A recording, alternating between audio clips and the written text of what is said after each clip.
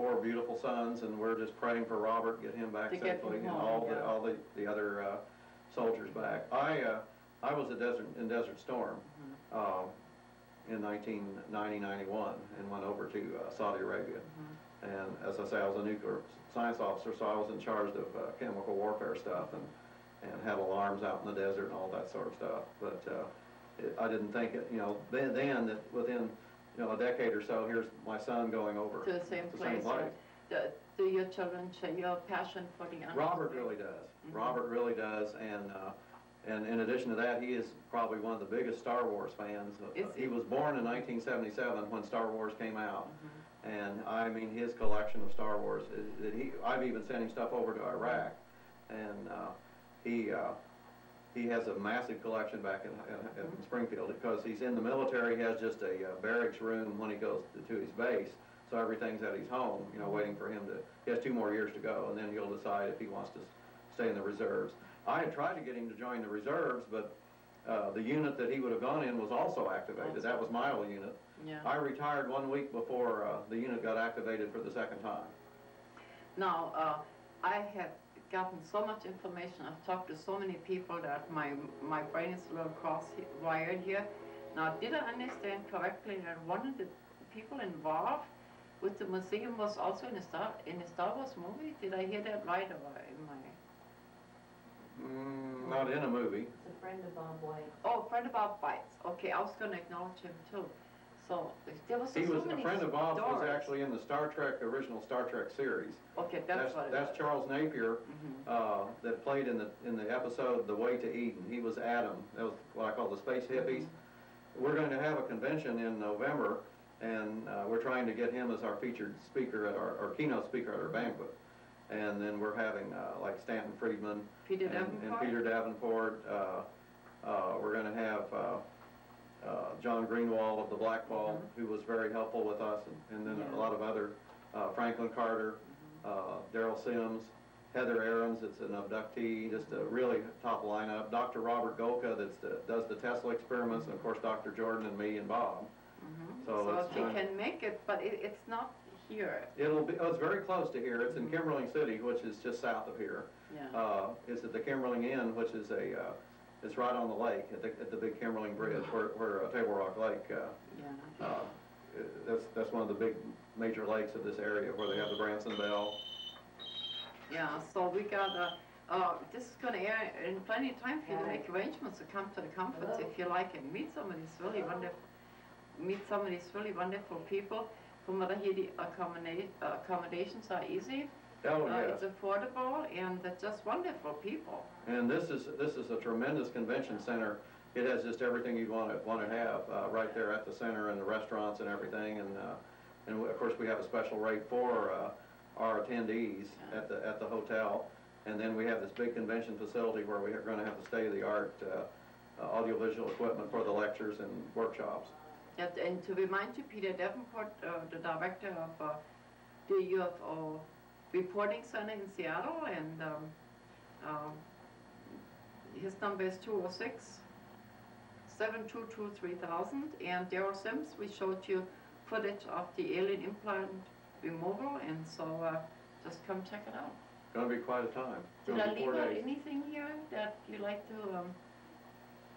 I don't think so, other than we're just really excited about last night, and then of course now Bob wants to go, and well, I'm sure we're going to go again, and probably some of the media people in Springfield that like Tony Beeson went with the original NBC crew in 1982. I've already emailed him. I've got video that you're going to want to see. Yeah, and then the triangulation. What is it? What is?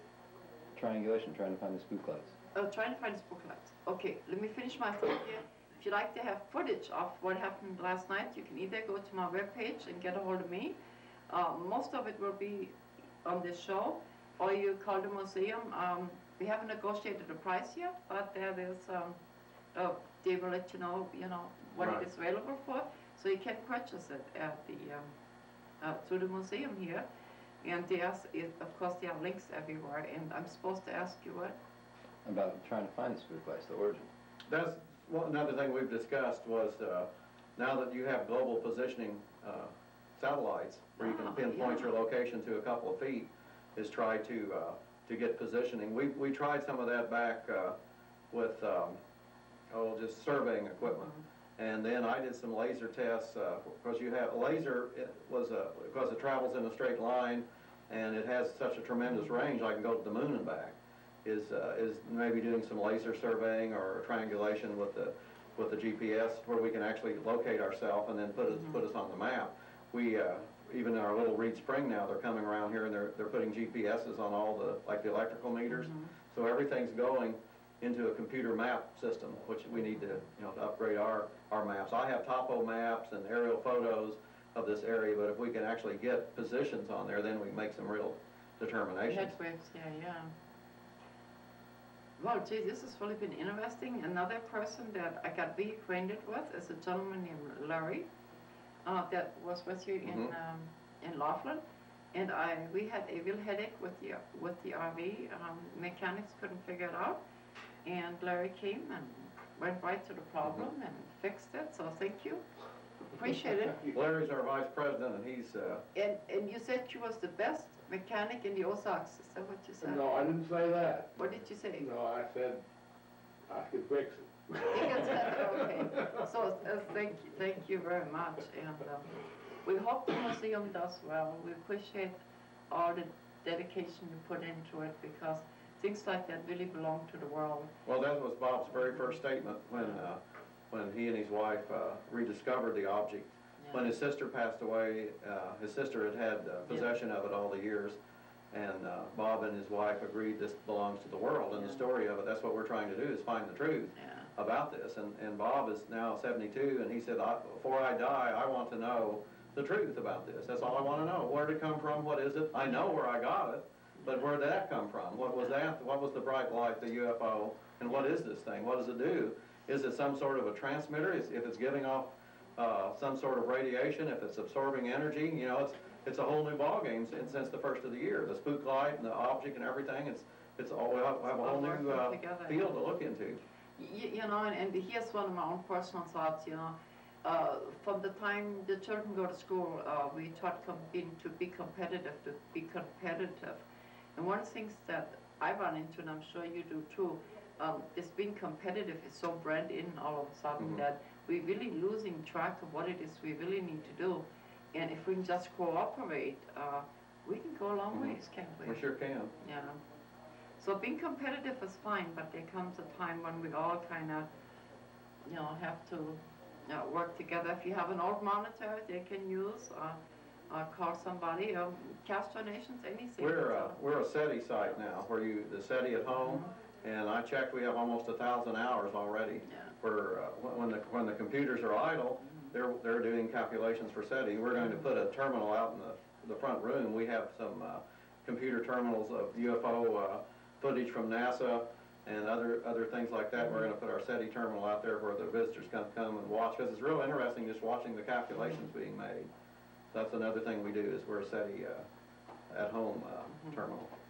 Yeah, and it's quite an office you have. We took some pictures of it, and here again we took you over a 3-week period here, because it is really a wonderful place to come to, and it's just dashed away in the Ozarks and up and down and we're up and down. little tiny town that's we're real close to Branson, and that's the entertainment capital of the world. There are more theater seats in Branson than on Broadway, and attractions and I mean major stars like Andy Williams, Glenn Campbell, Bobby Vinton, Yakov Smirnoff, and yet we're just less than 20 miles away in a very peaceful little town. The main street is only like 1 block long. It's wonderful, and the buildings are colorful, and maybe in our closing shot we'll take you for a little tour of the town. That's what we'll do. In the closing shot we're just going to drive you through town and in that time period, so you can see where this museum is located.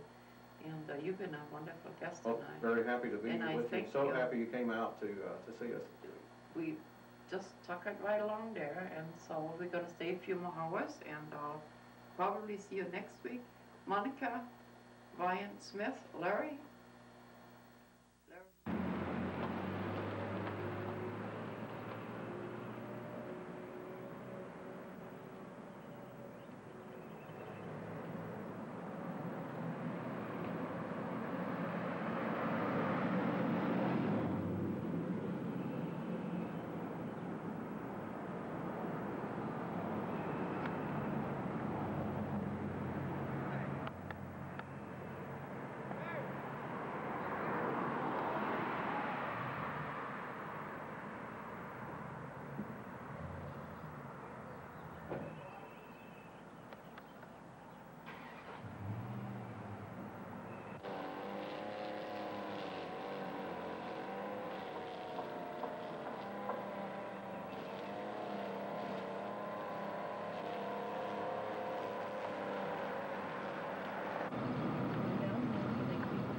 the street from the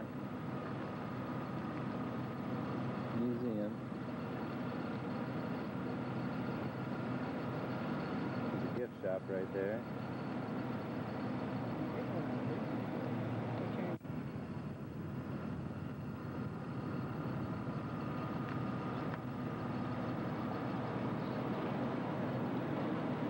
And there's Najona.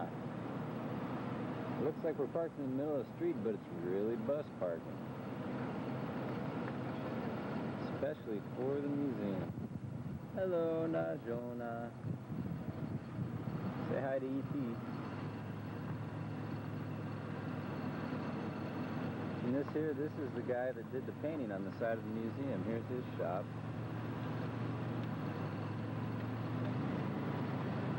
And here's a nice cafe where Bob White eats every day. Museum.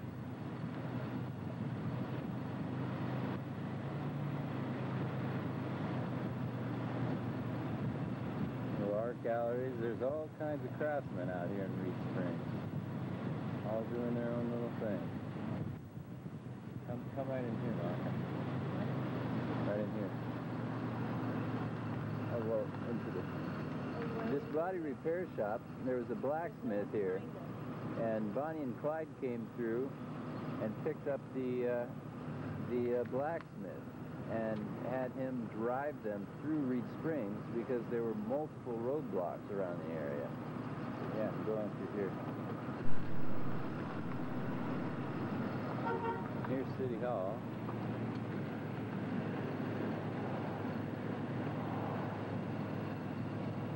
Right over here on the other side of City Hall, there's a small jail cell. Oh, and there's a little kitty on the pole. Now they still use this jail cell sometimes as a drunk tank. Put the drunks in it overnight.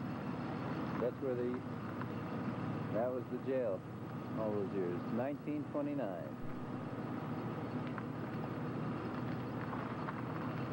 In fact, going down the street, Main Street in Reed Springs, folk artists here. This guy here does all the printing for Branson brochures.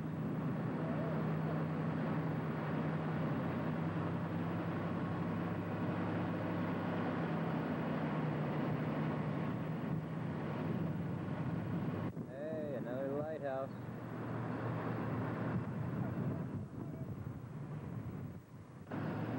Monica and Miss Lillian really like this yellow house right here. Nice wraparound porch.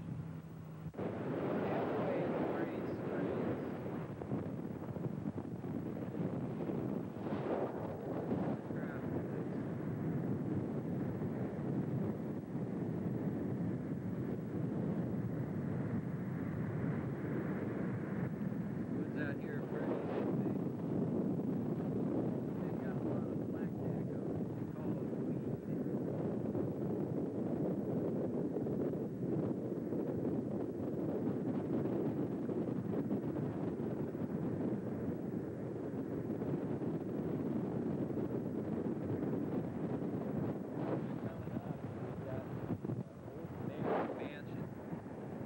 build on this thing, and the townspeople would get mad at him.